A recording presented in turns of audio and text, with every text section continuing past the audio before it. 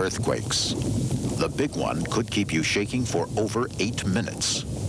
What do you do if it hits when you're at home, at the office, the ballpark, the shopping mall? We're going to survive this earthquake, I'm convinced, if we take the time to prepare now for it. Firefighter Henry Johnson helps you get through it with practical tips on what works and what doesn't. Doors start slamming. If it happens to slam on your fingers, it may not kill you, but you're going to wish you were dead. Surviving the big one, next. This KCET Earthquake Special is made possible in part by the support of Fedco membership department stores, serving its members in Southern California since 1949.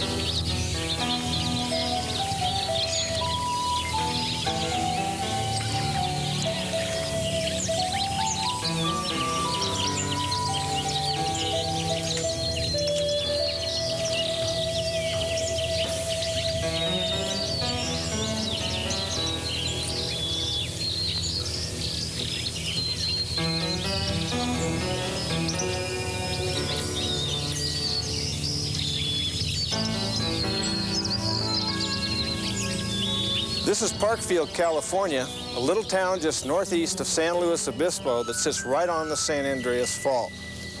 This is a location of the first official scientifically predicted earthquake, which is expected to be a magnitude 6 that will occur before the end of the year 1993. The people that live here are not planning to leave because they know it's coming and they are prepared. Just as they're prepared in Parkfield, you should be prepared here. The Great Quake. Many of us have been hearing all our lives that the big one is coming, the big one is coming. But what we're going to talk about today and help you understand is that we want to dispel a lot of unfounded fears and myths. I want you to know that this earthquake is very, very survivable, as long as you know what to do during and after the quake. I happen to be standing on the San Andreas Fault right now, and we hope it doesn't go while we're here. The concerns you have are not the ground shaking itself, even though that can be extremely traumatic. But what you want to be concerned with is doing the right thing during and after. And these are the things that we will be covering today. The most powerful earthquake in North America was the 1964 Great Alaska Quake, which registered a magnitude of 9.2. This earthquake released more energy than 29,000 quakes of the magnitude which hit Whittier, California in 1987. That quake registered a magnitude of 5.9. Southern California is expecting a great quake of magnitude 8 or more, which would release the energy of about 1,000 Whittier quakes. It will be felt over a much greater area for a longer period of time, but the shaking won't be much more intense than was felt around the city of Whittier. Knowing that kind of situation is going to occur, there are some specific things to keep in mind. The biggest problem that's going to be created by this great quake for most of us is that of separation and isolation from loved ones for as much as 3 days to 2 weeks. This is caused by the freeway systems because most of us work very far from where we live, and if one of your bridges and overpasses goes down, you can't use that freeway. There are 68 bridges and overpasses between where I work in Los Angeles and where I live in Northridge. If I decide to walk home, I've looked at the situation and determined it would take me about 3 to 5 days to walk home safely. Not because I'm slow, but because I'd want to go around any hazards. I'd also not want to walk at night, and I want to walk around reservoirs. Also, the emergency services are going to be disrupted in the same way. You may not have fire, police, and medical for that same period of time, so you really can't count on them being there. Most people aren't aware that the entire continent of the United States is affected by earthquakes, except for portions of Texas, Mississippi, Alabama, and portions of Florida. Now, before you decide to move to or back to these locations, I'd like to forewarn you that they experience tornadoes and hurricanes on an annual basis. So it's kind of like pick your disaster. Here in California is the highest earthquake risk or seismic risk in the nation. On this side of the San Andreas, we have the North American plate, and on the other side over here, we have the Pacific plate. And the San Andreas is the dividing line of those two plates. Many of us have been hearing for years that the Pacific plate of California is going to crack and fall off into the sea. And what you see on this side is actually New Malibu Estates. Well, I'm not saying I was paranoid, but when I was in junior high, I used to keep water wings in my locker just in case. What I want you to know is this is never, ever going to happen. And the reason is what we're sitting on is a north-south strike slip fault. So what we're standing on right here is the horizontal motion that will occur when these plates move. It will not dive underneath the plate. It will not crack and fall off into the sea. It will actually bring the Los Angeles area a little bit closer to San Francisco. This little fault line here is the Newport-Inglewood Fault. This earthquake fault is of more concern to the greater Los Angeles area because it runs up from Newport, Long Beach area through Compton, Culver City, and disappears underneath Westwood and Beverly Hills. If this particular fault produces a magnitude 6.5 on the Richter scale, it will create more destructive energy in the Los Angeles basin than an 8.3 on the San Andreas Fault. According to a recent U.S. Geological Survey report, the southern San Andreas, which includes the Mojave and Coachella Valley segments, has a 60% probability of producing a magnitude 7.5 to 8 earthquake within the next 30 years. If the earthquake is of magnitude 8 or greater, it could trigger what's known as a multiple epicenter event, or more than one earthquake. If this happens, the ground could shake for as much as 1 to 5 minutes. As stressful as this might seem, it is still very survivable, provided you're prepared. What I would like you to do is get ready as though the big one will happen before the end of this year. That way, if you're prepared, and it doesn't happen in the next few years, who cares? The last time this segment of the San Andreas moved was during the Great Fort Tejon quake in 1857. The San Andreas moves on the average of 131 years, and it's been 132 years since we've had an earthquake on this fault. When that earthquake did occur, it moved the ground here an average of 30 to 50 feet at one time. The first thing you'll feel in an earthquake is what they call P waves. And this is where you get a shock wave moving through the ground, a vibration, a strong, violent shake. The next thing that will come through are the S waves. And the S waves actually roll through the ground at various angles. They may go up and down, they may go sideways. You can also get tremendous vertical motion, horizontal, and the ground can actually rotate in various directions, and sometimes all at the same time. Damage caused by the Great Quake is going to be very spotty. It's kind of like the way a tornado jumps around. It's not like the movie Earthquake, where we see the entire city of Los Angeles being leveled. The high-rise buildings you see behind me are steel-reinforced glass high-rise buildings that move tremendously in earthquakes back and forth, but lose very little glass or marble. A lot of people think that high-rise buildings just sit there and go like this. Well, if they did that, there'd be nobody on the top floor either before or after the earthquake. But what actually happens is the base moves first, and the building tries to catch up. And the more violent the earthquake, the more the building just sits there in shimmies, rather than a slow roller that can really get them moving back and forth. There are two types of homes you should be aware of that are affected by earthquakes: those that are built before 1940 and those that are built after. This home here was built before 1940, and it was not required to be bolted to its foundation. In the Whittier earthquake, 120 of these homes were actually slid off their foundation, and some of them were a total loss. These types can be reinforced and the foundation's tied down. It's kind of expensive, but it can be done. This house here next door was built after the earthquake, or rebuilt, and it has been built up to the new standards. It is bolted to the foundation, and the walls have been reinforced to minimize the damage. Wood frame stucco apartment houses and condominiums do very well in earthquakes. The ones you see behind me are a good example of the type I'm talking about. They will move tremendously back and forth, but after the earthquake's over, you've got to be very cautious in your evacuation. Anything that's overhanging a door could potentially be shaken loose and drop after the earthquake occurs.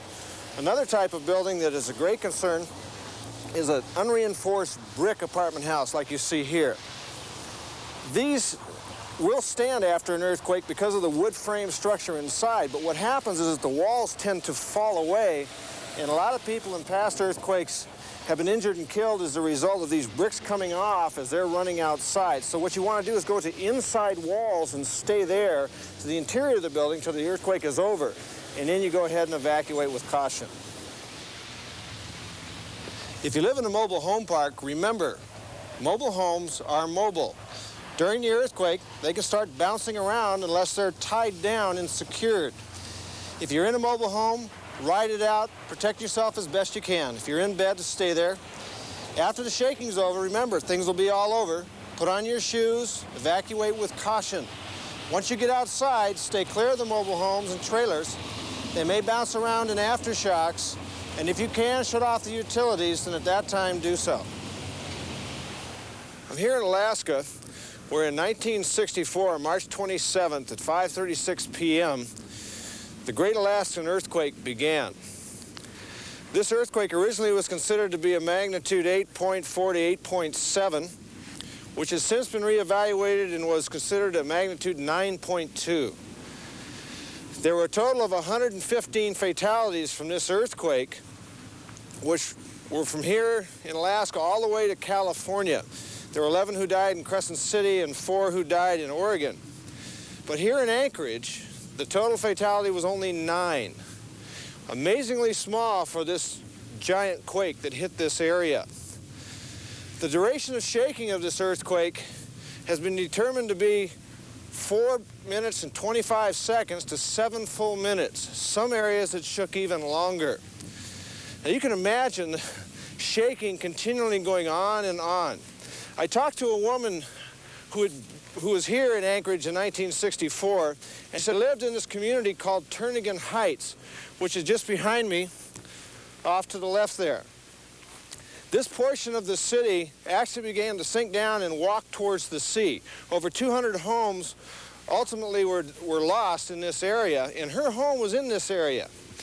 But she said when the earthquake started, she said it was terrifying. Everything was falling off the shelves, and things were moving, and her husband and her were struggling to get to the window to see what was happening.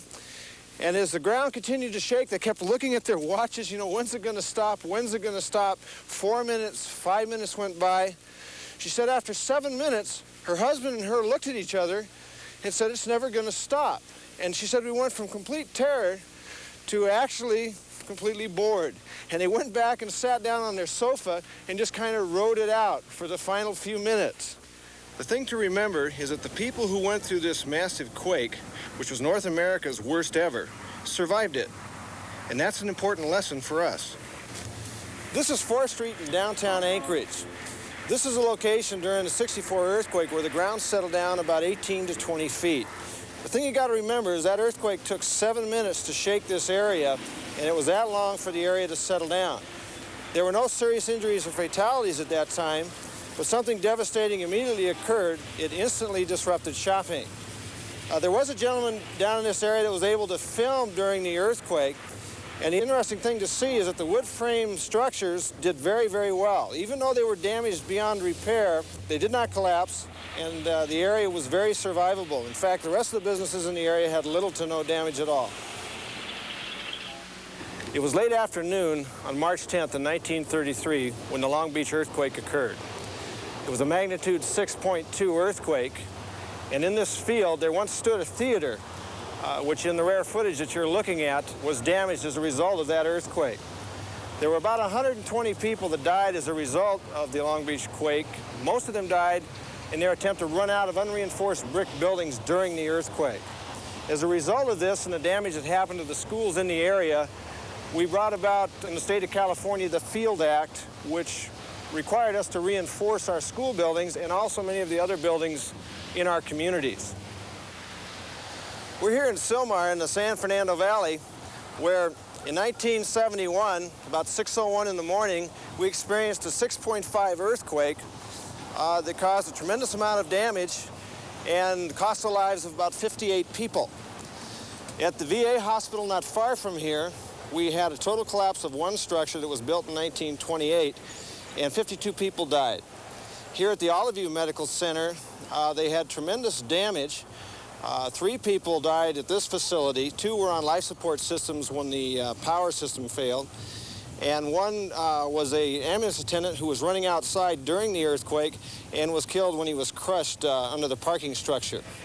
When the earthquake hit here at Olive View, to help you understand what the people here went through, the mountains in the background were driven up 3 to 7 feet. The power began to fail, things were shaking, a tremendous noise, and immediately panic hits everybody. A phenomenon called feet don't fail me now enters in, and the first concern people have is to run out of the building. A lot of the staff left the facility at this time to get outside and then realize after the shaking had stopped that the patients were still stuck inside the building. In looking at the structure, they realized that it was leaning and were afraid that it may collapse, and so wisely they stayed outside until the fire department could come and give the okay for evacuation. What we need to understand is that these earthquakes are very personal and they are very traumatizing, and we have to be ready to accept what we do, try to do the best we can, and then recover as quickly as possible. We have over 3 million people that live in the city of Los Angeles and over 7 million that live in the county of Los Angeles. And one of the problems that's going to be created after a great quake is you could have areas that don't have supplies available to them for extended periods of time. I mean, think about it. We're a service society. You go to your grocery store to get the items you need, your clothing, the gas at the gas station. All of these things are either trucked in or flown in and then trucked to these locations. The road system will be disrupted in some areas. It may be very difficult to get supplies in. LAX is considered to be a location eventually where they will bring in supplies. If the Great Quake hits, they feel LA International should do pretty well. If the Newport Inglewood goes, then they figure at least they could use it as a heliport if the runways were broken up. The other concern that they have, and this is a major economic concern, is the LA harbor. If the harbor is severely hit, if portions of it are raised up, it will stop the flow of goods into that area for an extended period of time. Right now, LA Harbor is one of the busiest economic ports in the United States today. Billions of dollars going in and out of there daily. That immediately will quit. At this time, the other consideration is, what about the banking? We are an electronic banking society now, and what we do is do all of our banking with computers, and we also have those little plastic cards where you go up to the machine and say, hello, give me bucks. Well, those will quit working right away. The banking industry has indicated that the outlying banks may not function for 7 weeks or more. Now think about that. What do you do without money? It's going to be cash and carry right after the earthquake. And businesses are a concern as well. The federal government has promised that they are going to fly in plane loads of money as soon as they can. We were disappointed to learn they're not going to drop it from the planes, but what they're going to do is go into airports that are still functioning and then fly it into locations like large stadium areas, high school and college football stadiums with military escort, and set up makeshift banks where you could go and actually show your bank account and receive money. How many of you have been told that after the Great Quake, the Red Cross is going to be here with donuts and coffee? Well, the reality of it is, in a Great Quake, it takes several days before the Red Cross can really get set up. And if you think about it, we are the Red Cross, those of us who volunteer. Because of this problem, you should consider that you're going to be camping out for several days, taking care of your own needs. In Whittier area, a lot of people did this in the local parks and also in their backyards and front yards. In the Los Angeles area, we have 42 identified surface faults, and in this area, I know a lot of you are probably concerned about where do you live. Well, I happen to be concerned about number 24. That's the Northridge Hills Fault. And this is my home. Right underneath me is where, as near as I can figure, the Northridge Hills Fault lies. And as you look at my garage, you can see that the side of it's towed out a little bit. And if you look over here, I'll open up the garage door, you can actually see a crack, which originally started out to be 1/8 of an inch wide about 17 years ago, and it's gradually getting larger and larger. What's happening is that this portion of my garage is kind of sliding off to the side. If this particular fault moved, I'm not concerned that it would level my home. Obviously, there'd be a lot of damage, but what I've done is severed my emotional ties to my home. How many of you have your beds underneath your windows so that you can lay there at night and look at the stars? You might want to consider moving your bed away from your window, and at night, what you can do is close your curtains and your mini blinds so that if the earthquake occurs and breaks the glass would actually be stopped by those things and drop straight down. If you have mirrors on dressers, you need to secure those so they don't fall over. I happen to have a mirror on the wall here, and what I've done is with double stick tape, attached it to the wall so that it will hold it there even if it should break. If you have mirrors on your ceilings, I don't know what to tell you. If you're in bed when the earthquake strikes, what you should do is stay in bed, cover up with your blankets and pillows, ride out the earthquake right there. Don't try to get underneath your bed. Many of your beds are too low to the ground. But when the earthquake stops moving, then what you do is you get your flashlight, turn it on, find your shoes, which you want to put on before you start walking through the house. Remember, in many areas of the homes there may be a lot of glass.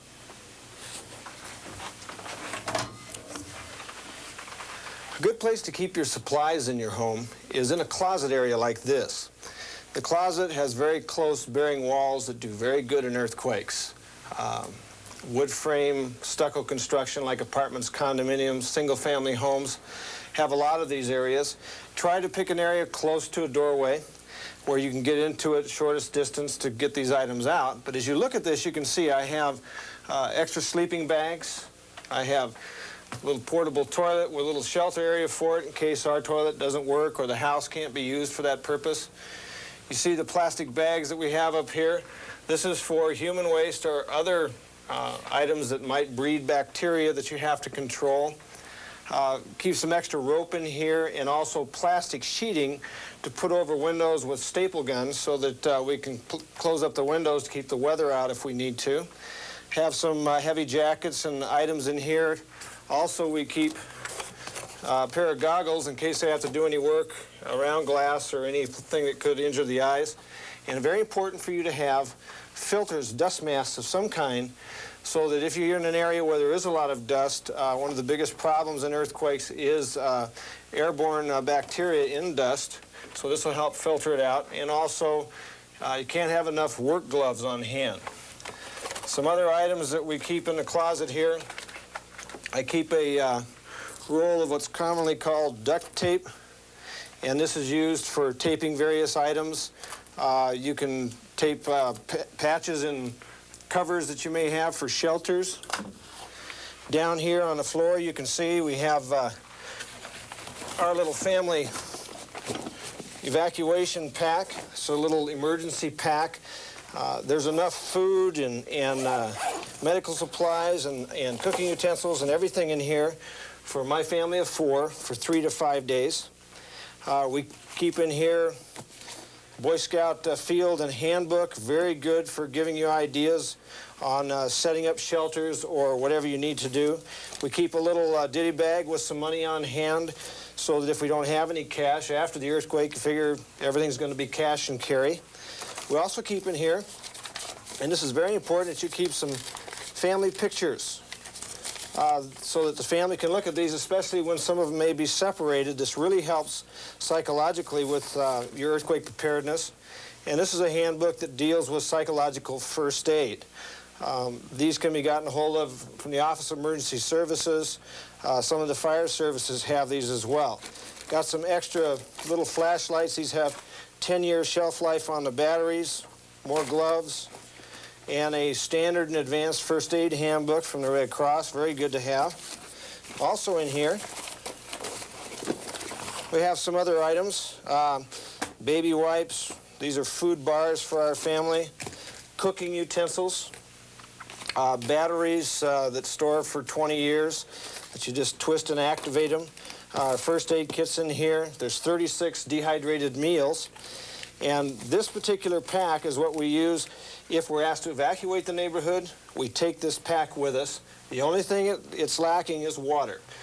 You do have to take your water with you, and we also take this pack whenever we go to Disneyland. Any place where we're on the road, might be traveling a long distance, you never know. The earthquake could occur at that time, and it's good to have these items with you. As far as water supply, bottled water in the case. Bottling companies, Sparklets, Arrowhead, any of the companies out there that bottle water are an excellent resource for water storage. The 1-gallon containers are good to have, some of at your home, so that if you're asked to evacuate the neighborhood and take your water with you, you can carry one of these in each hand. It's very simple to transport. I also have here in the closet 2 5-gallon water containers for staying here and using the water. These are fairly heavy, they're about 45 pounds in weight. I also have what they call a claw tool crowbar. This is in case I have to force entry into any of the rooms here because maybe the house will move and jam the doors, and this is something that you can use in the house. And this here is a security strong box that's fire resistive. You can get these in home improvement stores. They're fairly inexpensive. But what you want to do is keep your valuable papers in here just in case if you should have a fire that you can retrieve these afterwards, or you can simply grab this and take it with you if you had to evacuate. So these are just some items that you can keep on hand, and again, a closet's a very good place to keep them.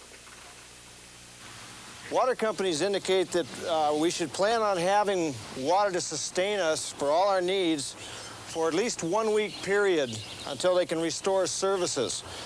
The minimum storage for an individual is 2 gallons per person per day for that 1 week period. If you can get more, that's better.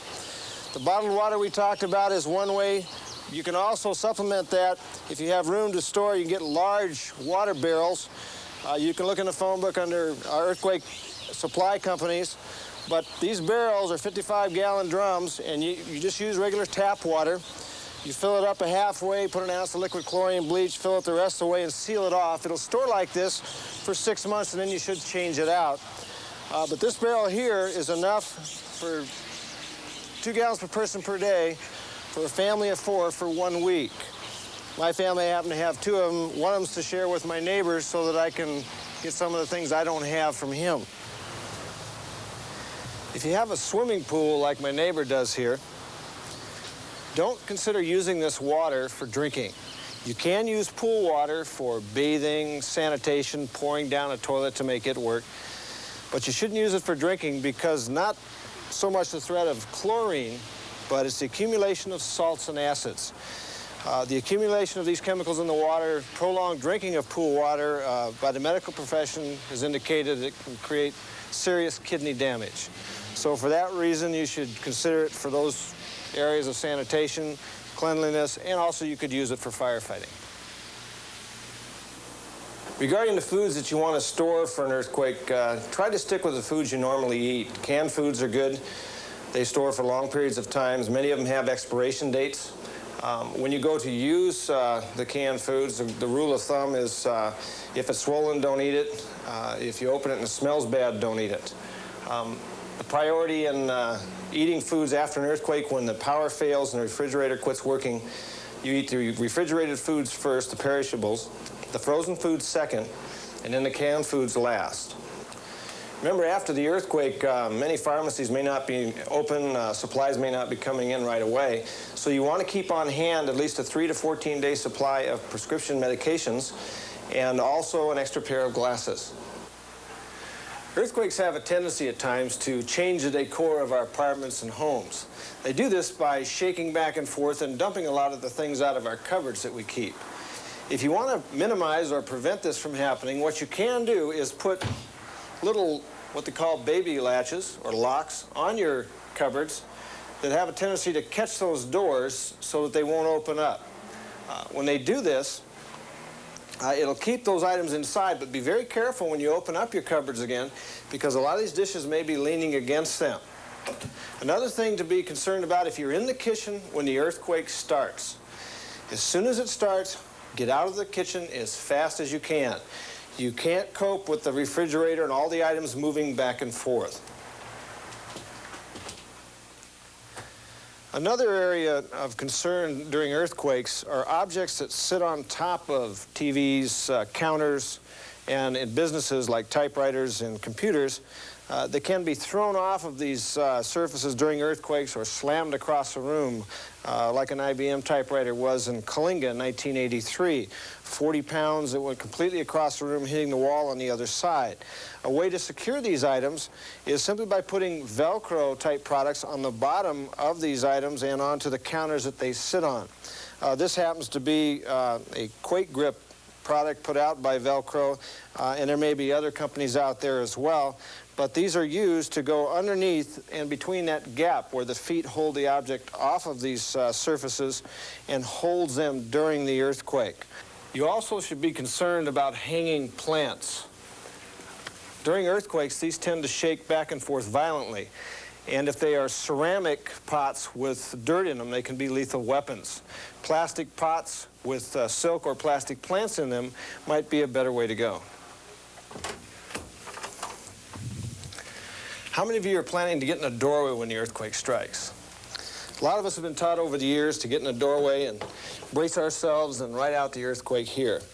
Recent information has shown that a lot of people have been injured in doorways, very violent motion back and forth, furniture moving back and forth that can hurt you, and also doors start slamming. And if it happens to slam on your fingers, it may not kill you, but you're going to wish you were dead. What you might want to consider doing instead of getting in a doorway is just go straight down, if you're near a hallway, into that hallway for protection. What you do is you just come down here real quick, brace yourself, and ride out the earthquake here in the hallway. Not many objects around, and you have to plan this ahead of time so that you know the areas that are safe and that aren't safe.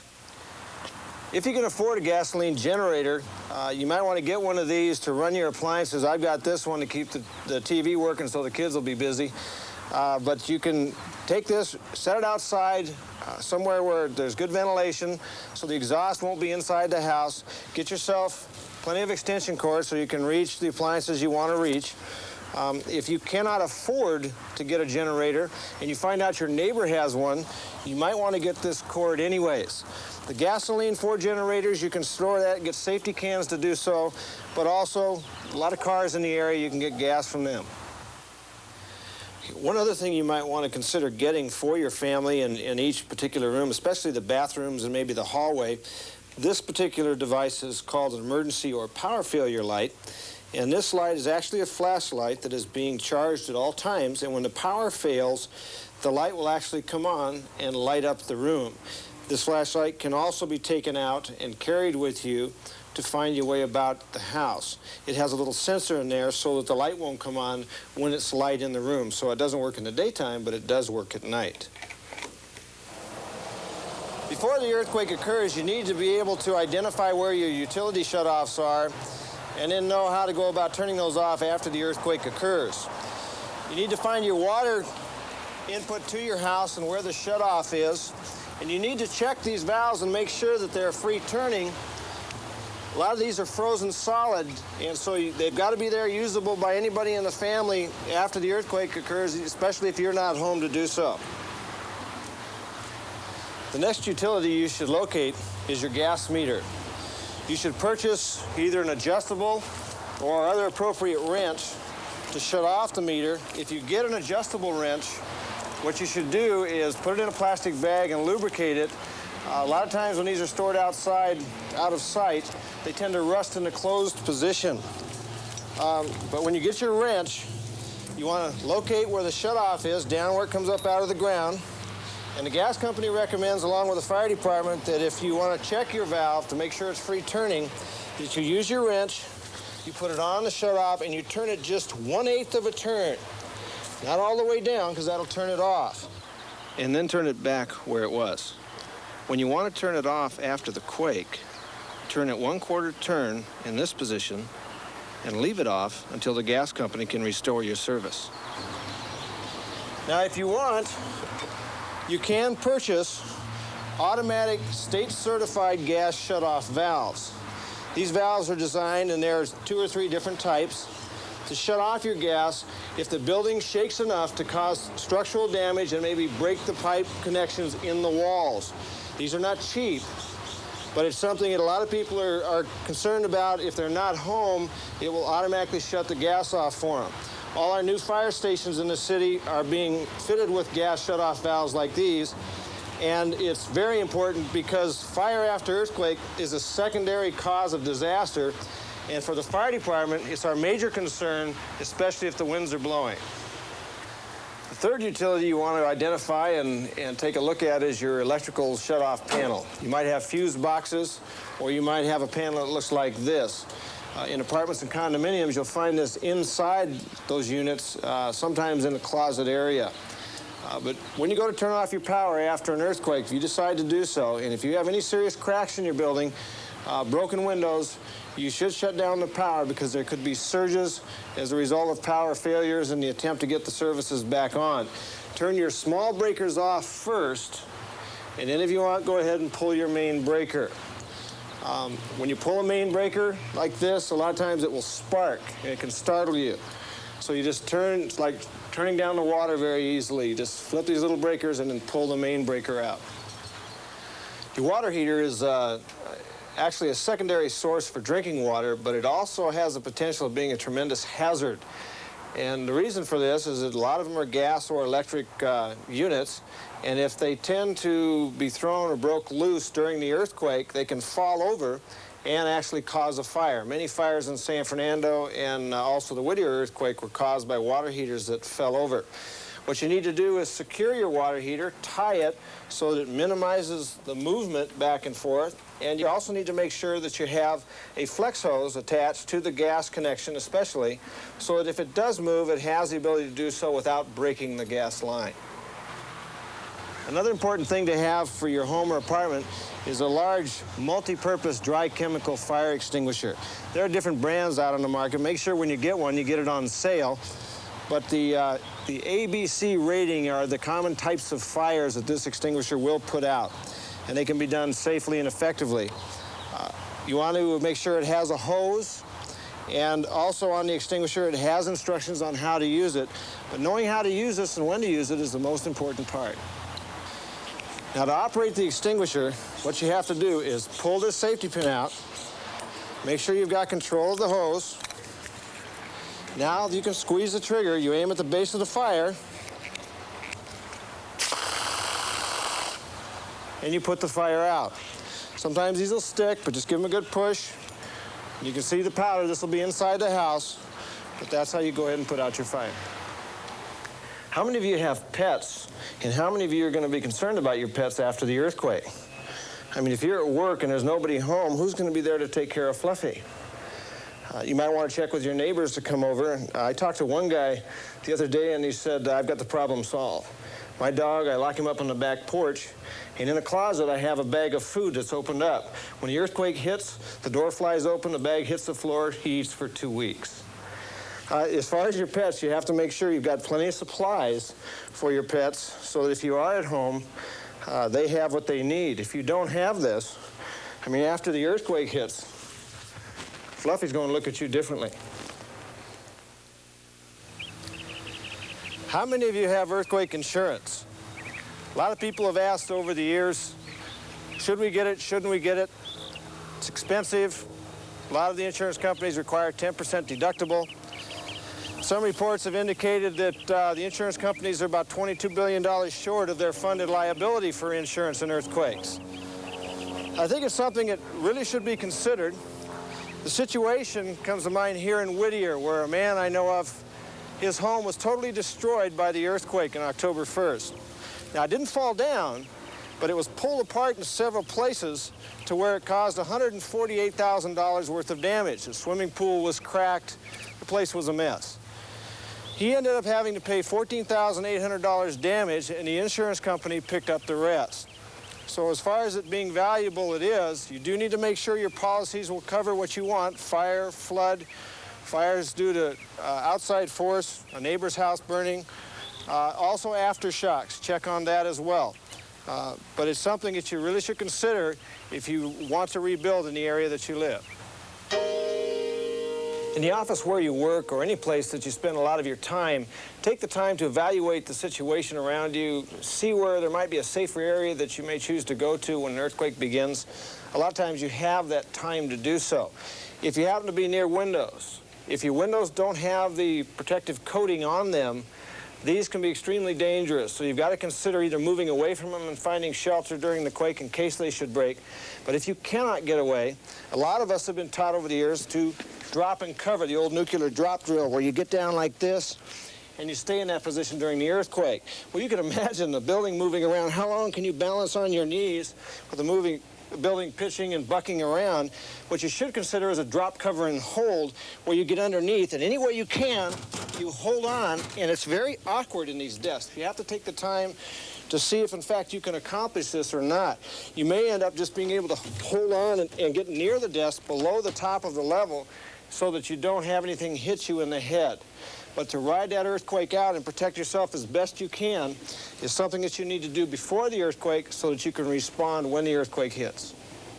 One of the things you definitely want to have on hand at the office is a pair of good walking shoes or old raunchy tennis shoes. If you wear high heels to work and after the earthquake you decide you want to walk home, when you take off you're going to be looking good. But after about a mile and a half, your legs are going to be killing you. So what you should have is at least a flashlight, also some batteries. You want to make sure you have an AM/FM radio so you can get information. High-energy food bars are good. Whistles so that if you get stuck in the building, you can start blowing this. You keep blowing this, and eventually somebody's going to come to help you or at least shut you up. And also you want to consider the other problem we have with theft. Some people have experienced the problem. They open up, hey, who took my Snickers bar? But some have had success if they put their Snickers in their old raunchy tennis shoes. Nobody seems to want to bother it then. If you're in school when the earthquake hits, what's the procedure that we do? The drop, cover, and hold procedure. So when I tell the two of you to go ahead and drop, cover, and hold, then demonstrate that for us. All right, ready? All the rest of you just sit there. Okay? Go ahead. Drop, cover, hold. Hang on tight. Kind of wiggle back and forth. So make it shake a little bit. There you go. All right, nice mild earthquake. Okay, the earthquake's over. All clear.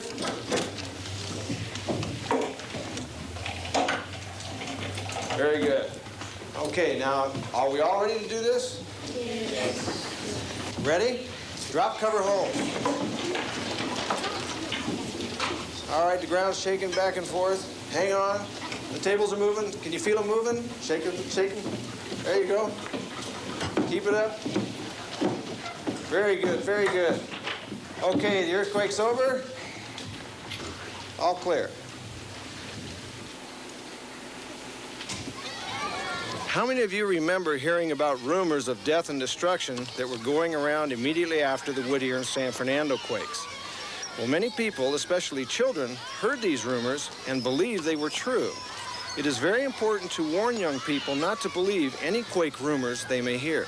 In '71, there are still children being treated because of the trauma, the fears that their parents wouldn't be able to get back to them or possibly they had been killed in the earthquake. I told my son when he was about 3 years old that it'd be okay if he's at school, we're going to be fine, it's just going to take a while to get there. And he said, well, Dad, I'm really worried, you know, and I said, I'm going to be okay, Matt. And he said, but Dad, I said, Matt, look, earthquakes can't hurt firemen. Now, I kind of stretched it, but he bought it. He was walking around saying, hey, earthquakes can't hurt firemen. He's about 9.5 years old. He was talking about this with his friends, and he told them this. That night when I got home from work, it was the first time my son took me to my room. But what the important thing is you have to reinforce the fact that we will be able to get back to them, but it will take a while. Your children, just ask them this question. You want me to get back to you? Yes.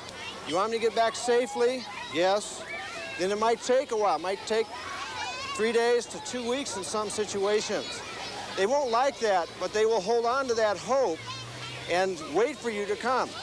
After 2 weeks, well, then things will get a little iffy, but what you want to do is reinforce these things for your children. It's very, very important. What would you do if you were at your favorite sporting event and the earthquake should strike? What you need to think about is hanging on tight and riding out the earthquake.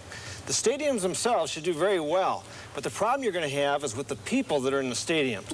A lot of people are going to start screaming and yelling, and there'll be a stampede for the exits in most situations. So you've got to avoid that as much as possible and Stay up for this. Don't get down low where you can be trampled, but be aware of what's going on around you and adjust to the situation as best you can. Once the shaking's over, then you want to kind of cool it for a while and see what's going on, find out what the safest place would be to go to, or maybe you'd even stay where you are for a while until everybody is gone and out of the area, and then make your move. How many of you are Mollies? Well, if a lot of you come to a shopping mall more than twice a month, like I do, you're considered a Molly. The question is, what do you do if you're here when the earthquake hits? What I used to do is walk right down the center of the mall, kind of looking from side to side, occasionally stopping in at See's Candy.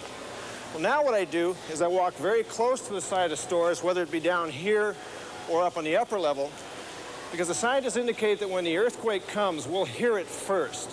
It'll sound like a very large train or truck coming from the north or southeast.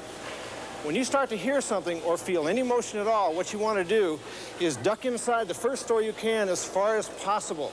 The reason is you can deal with clothes racks and mannequins a lot easier than you can deal with the walkways. Another concern people have is, what do you do if you're in a theater when an earthquake hits? Well, you should be aware of what the theater's like, how it's laid out. Just kind of take note of where things are around you and understand that when the earthquake starts and the shaking begins, people are going to begin screaming and yelling. A lot of people are going to get up, panic, and start running in all directions. Resist this urge to join them and stay where you are. Make sure everything is clear, and then get down low. If you determine that things are starting to come apart on you, you get down and you hang on as best you can and get against the seats and ride this earthquake out. Staying below the tops of the seats is about the best protection that you have. These seats are bolted to the floor, so you don't have the problem of furniture moving around. But your biggest concern is going to be the people panicking and trying to run out.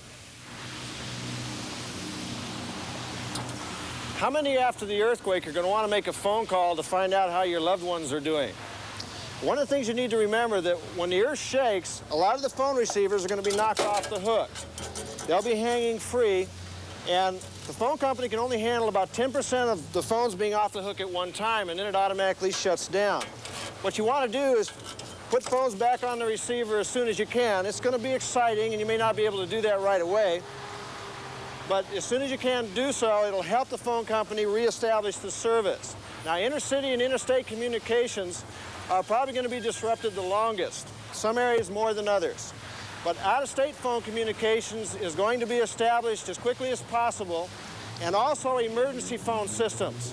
Those are fire stations, police stations, hospitals, and payphones. Payphones can be used by emergency service people in the field, and they can also be used by you and your family. What you want to do is establish an out-of-state phone contact that everybody in your family has, and what that is a relative or friend that you've talked to, and they've agreed to be your one family's out-of-state contact. And that one person, name and phone number, will actually be carried on them, on you and by your loved ones. And it will have that person's name, area code, and phone number, so that you don't have to think about it. You can pull it out, or anybody can call that number.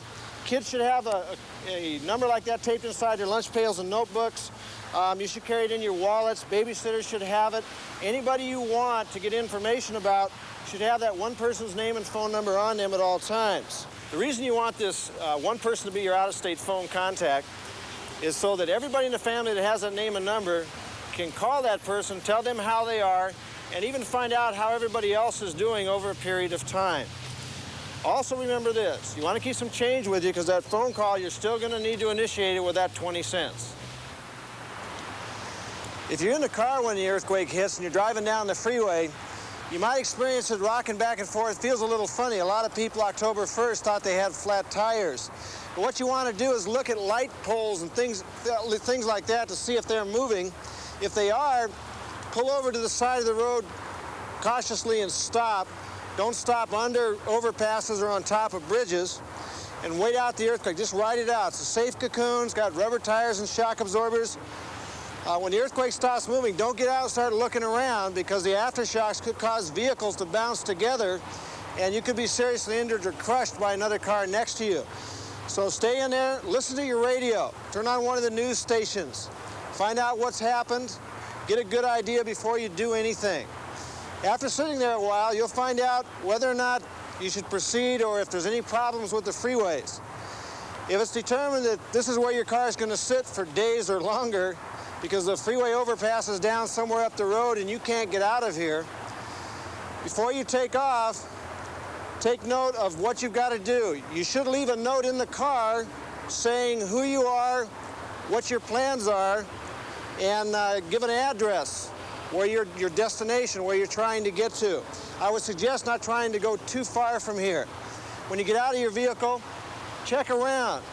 You don't want to walk towards steep sloping hills because aftershocks could cause landslides, but you might want to try to get to an open area where you can stay for a while and just gradually work your way off the freeway depending on how you want to pursue that evacuation out of this particular situation. The other thing you should concern yourself with is getting supplies and keeping them on hand so that you can get them out. Preferably put them in some kind of a pack. Backpacks are great. Supplies that you can use, water, food. You want to make sure you have a pen, and you definitely want to make sure that you've got good local area maps. The area that you go to work in and also the area that you live in. This way you can write down danger areas, areas to avoid. But I would really hesitate leaving from your vehicle because it's such a great shelter. But if you need to, and you've got something like this, then you just go ahead, throw this on your back, and away you go. One of the main areas where we get impressions about earthquakes is in the media, movies, television. And where I am right now is on the newest attraction at Universal Studios Tour in Universal City. And we need to learn to be able to differentiate with ourselves and our children the difference between an attraction and an actual earthquake. If you and your children see this ride, you should all understand that the destruction depicted here has been exaggerated for its visual effect, but the length of the shaking is comparable to the real thing. When the ground begins to shake,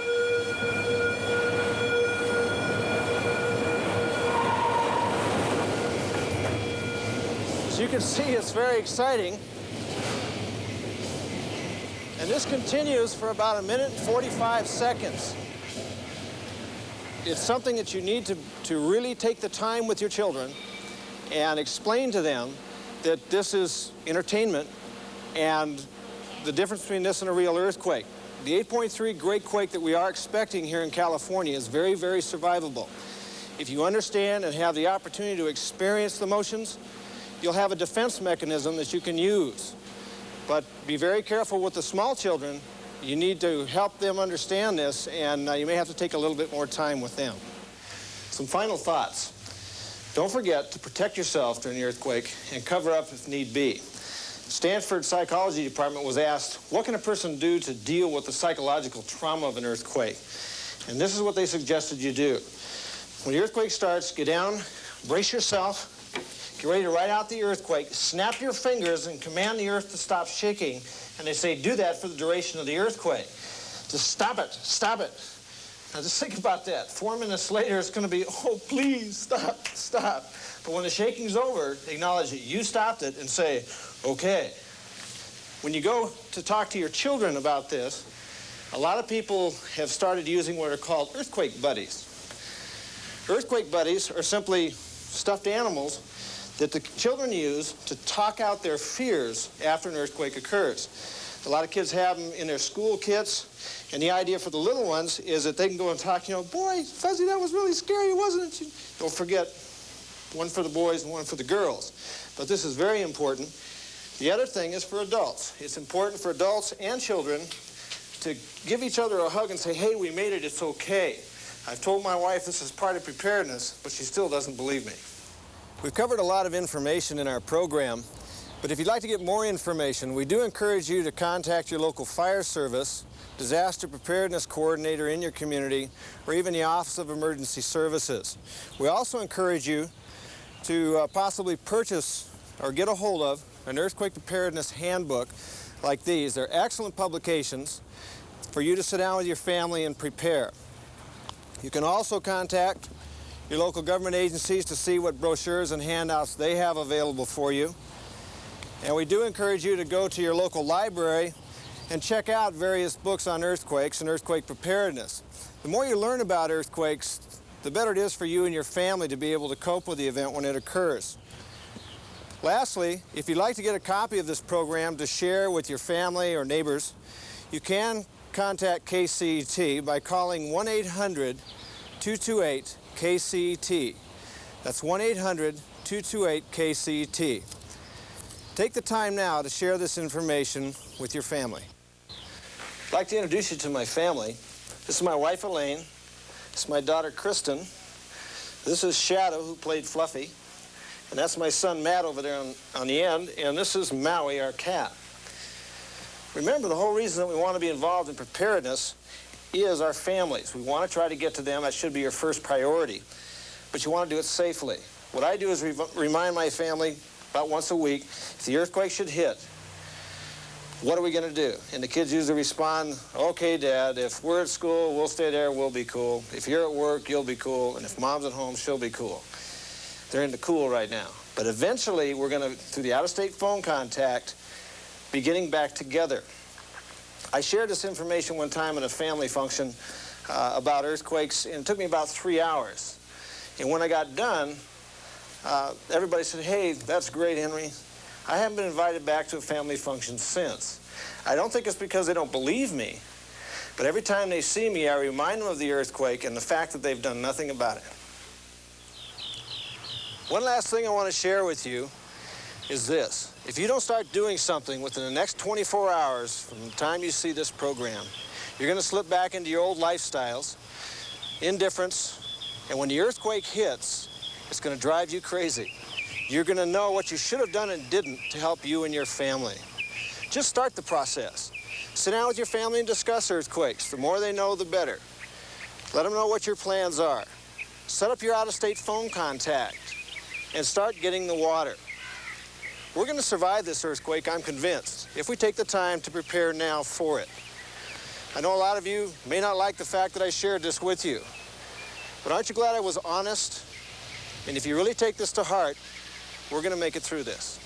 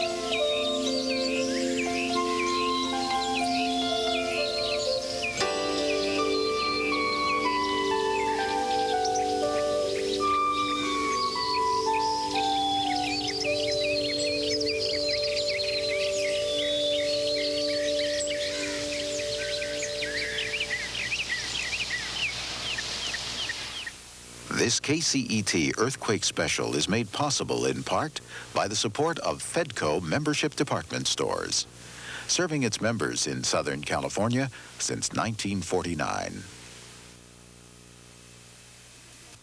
Are you ready for the big one?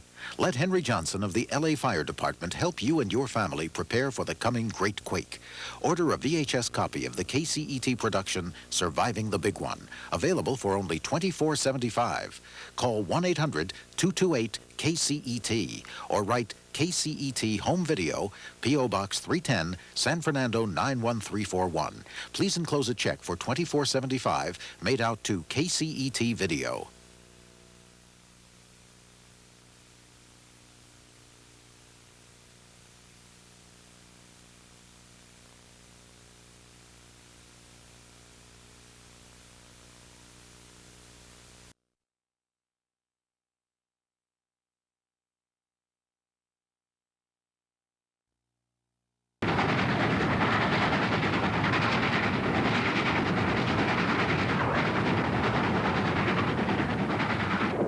Here's a Joshua tree, unique to the California high desert.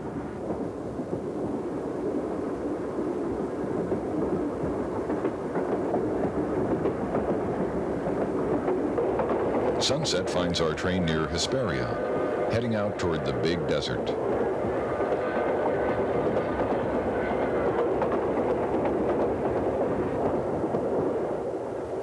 Early the next day sees us in Arizona. Crossing Canyon Diablo is always a spectacular sight.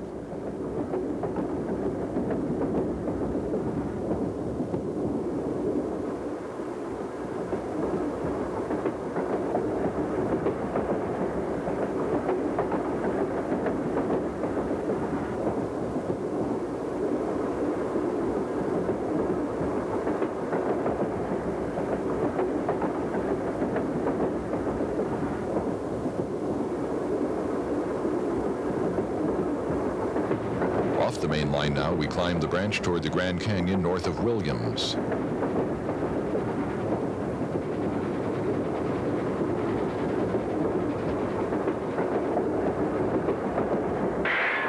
Journey's End, the Grand Canyon station at El Tovar Lodge.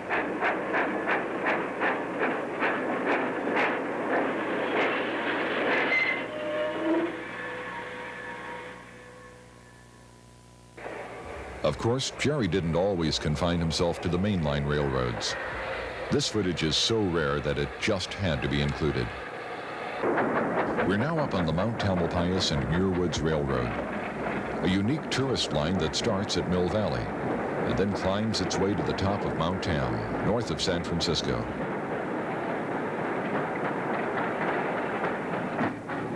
These scenes were shot in 1927, over 60 years ago.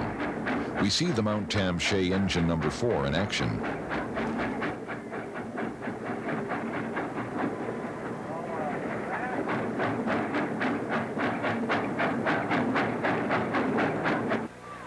Yes, it's true. This is the Mount Tam gravity car. What a sight.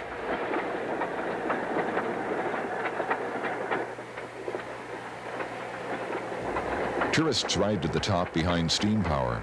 Then the passenger car is released to coast down to the bottom.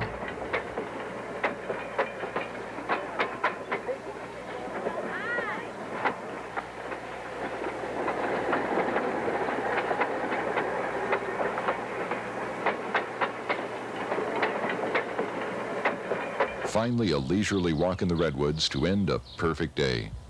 And to end a perfect picture of railroad life in Jerry Best's time.